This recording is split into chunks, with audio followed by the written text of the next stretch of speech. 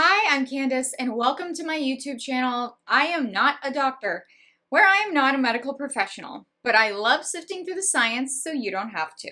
I've had some people reach out asking me to show what I eat in a day, so either this is the content for you, or this is the content you didn't know that you needed. My diet consists of primarily protein, so it's easiest to call it carnivore, but I actually don't love labeling your diet because first, there are so many gray areas when we say any type of diet name, and second, I don't want someone thinking this is the only way to do this type of eating. So we're gonna call it carnivore to make it easy, but know that there will be people who are also carnivore that are less and more strict with what they put into their bodies. If you're interested in seeing what a day of eating looks like for me, keep watching.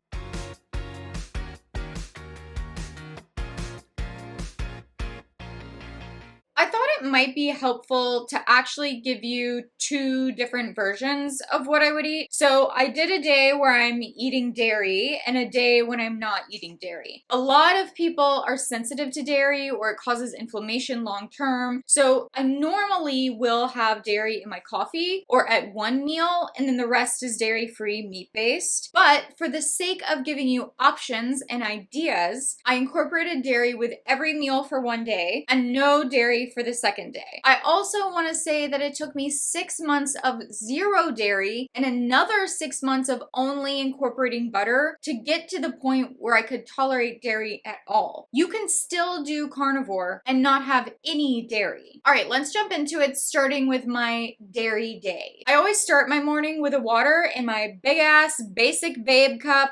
I prefer only using Yeti products because they've been some of the only ones I found that aren't positive for lead. You can buy at-home lead testing swabs on Amazon, and I was horrified when I found out most of my aluminum-clad bottles were super high in lead. Thankfully, Yeti passed the test. You can see my new puppy is very excited about our daily water routine because he's obsessed with ice cubes and is very familiar with how the ice maker sounds.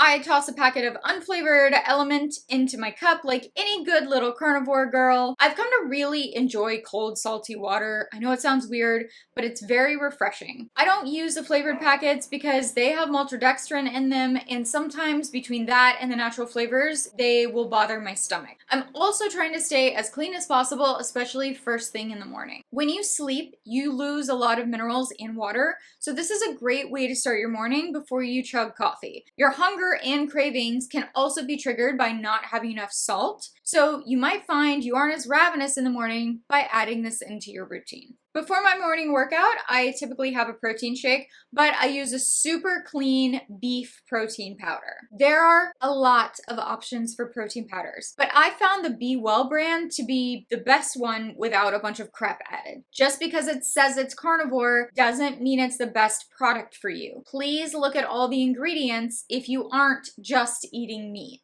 I also like to add a little yogurt into my shake. I like the flavor, it's a little more filling, and I enjoy the consistency more. So I get some ice and a little water. I give my dog an ice cube so he knows that I love him. Then I start to build my shake. I add a little salt because I like the flavor, and being keto, you're going to lose a lot more salt, so I'm not worried about having too much of it. I use Redmond salt because it has a ton of naturally occurring minerals and it makes everything taste fantastic. The yogurt we used is A2 yogurt from Costco. I use about 106 grams. You'll see that with my protein powder, I only use half chocolate, and I like combining that with half of the unflavored powder.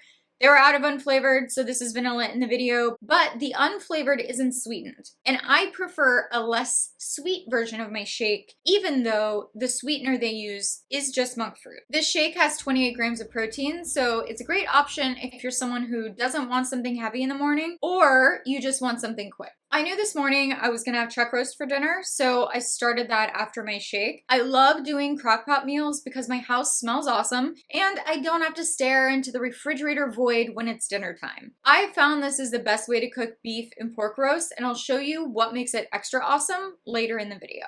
I really like to get my beef from White Oak Pastures. For me, they have some of the best flavored grass-fed beef. They also happen to be in Georgia, where I am located, so it's nice to have something local. I don't put a lot on my roasts. I use smoked paprika, salt, and a couple splashes of apple cider vinegar. You absolutely do not have to use these ingredients, or you could add more ingredients if you like. But that's it for me. No water needed in this because we want it to cook in all of its fat. You just pop that baby on high and leave it alone.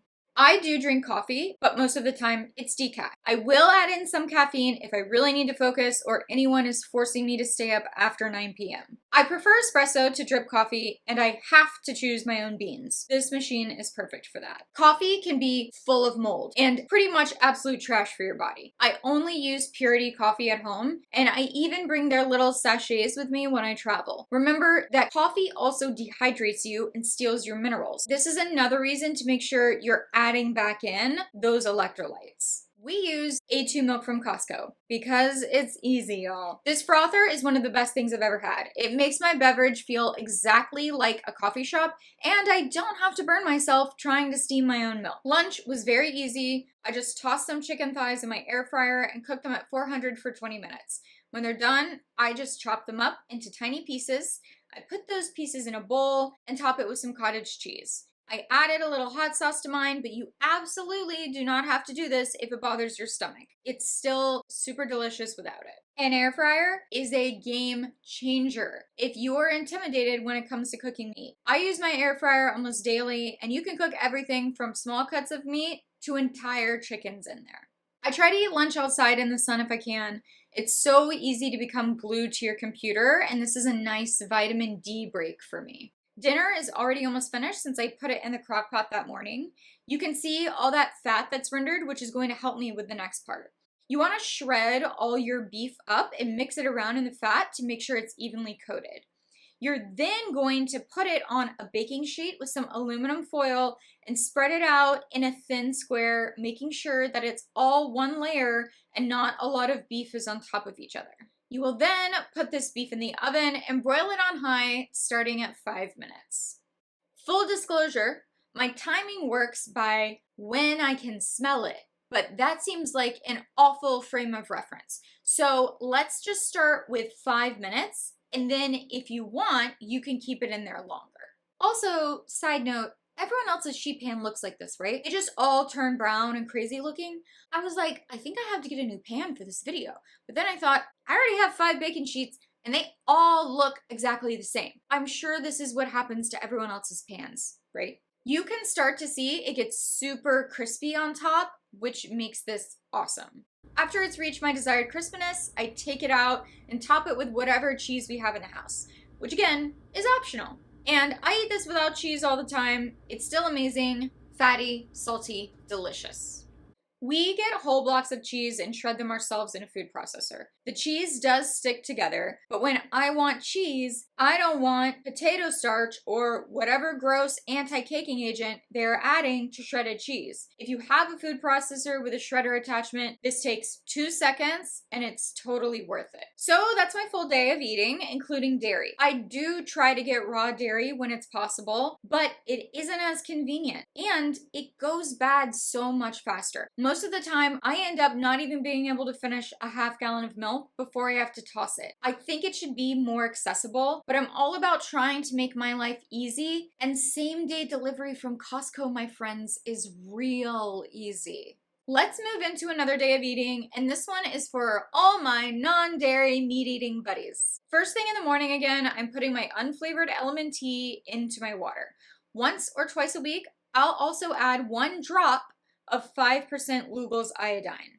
Most of our food is stripped of iodine, and I just like to give myself a little boost. Next, I'm headed over to check on what I call beef jerky, but this is honestly more like beef chips. These chips have saved my life on road trips, plane rides, or anything when I want a quick and easy snack. The dehydrator is awesome, and it's just a really easy off and on switch. We normally buy shabu shabu from Costco, but you can get shabu shabu from any Asian grocery store, and it's the perfect cut for making these chips. I just pop them on the dehydrator with a little salt before I go to bed and wake up to crispy meat chips. Breakfast after my workout are little pork chops from Lick Skillet Farms. So easy, you just put them in the air fryer and you're ready to go. I love buying pork and chicken from Lick Skillet. I had the opportunity to tour the farm during a carnivore retreat this year, and I have never seen happier animals. You can tell that they care so much about regenerative farming, and their pork and chicken are corn and soy free and roam around on land and in the woods living happy lives. If you've never had pork from a farm, it's a totally different experience. The fat smells like toasted pecans, and I swear it almost tastes like banana bread. It's nothing like the mothball tasting pork you get from your local grocery. For me, it's a priority to buy pork and chicken from farms that are corn and soy free because these animals can be really high in polyunsaturated fatty acids. Corn and soy add to this problem, making them more inflammatory than beef. I try to source most of my pork and chicken from farms. I will grab coffee, but no milk this time. Again, I'm using my Yeti because no one wants to be drinking lead.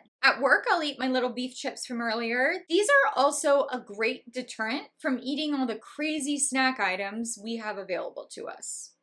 Dinner is grilled flank steak and chicken thighs. You can see I'm only seasoning this with salt and some smoked paprika. I used to be really intimidated when it came to using a grill, but one day I was hungry and my husband wasn't going to be done working for another 2 hours, so I decided YouTube was going to be my best friend and I was going to learn how to turn on the grill. We have a propane grill, so it's really simple. I would encourage anyone, if you don't normally do the grilling, to give it a shot. I think I might actually be better at it than my husband now. The number one thing I would recommend is getting a meat thermometer. This is going to help you make sure your meat isn't overcooked and you're also not giving yourself food poisoning. I like to have a variety of meats for dinner, and my portions are normally largest at this meal. I did top my flake steak with a sauce. It's delicious without it. Sauce is totally optional. Mine is this weird combo of sugar-free barbecue sauce, Dijon mustard, hot sauce, and apple cider vinegar. I only use about a tablespoon of sauce, so it's not anything crazy. My husband and I have different eating schedules as I prefer to eat dinner earlier in the evening, but I normally have a Pellegrino while we chat during his dinner. I love sparkling water, but I don't like drinking it with my meals as I find that it bothers my stomach. My husband is having a carnivore pork chorizo burrito. He incorporates a lot of other foods and spices into his diet, but I make the food, so it's still mostly carnivore. All right, that's 2 full days of eating with me. I hope that this was encouraging for anyone wanting to incorporate more meat into their diet or who just wants to stay on track with their current plan. So many people find it odd not to have vegetables with their meals, but I feel like I'm getting more of the delicious stuff I actually want to be eating instead of settling for more of the side items that I don't want. Comment below if you like this type of content and let me know what some of your favorite meals are. Food doesn't have to be difficult to be amazing. If you want to see me every week, please subscribe to my channel. I would really appreciate it. Remember that you are in control of your health. It just might take changing everything you thought you knew to get to where you want to be.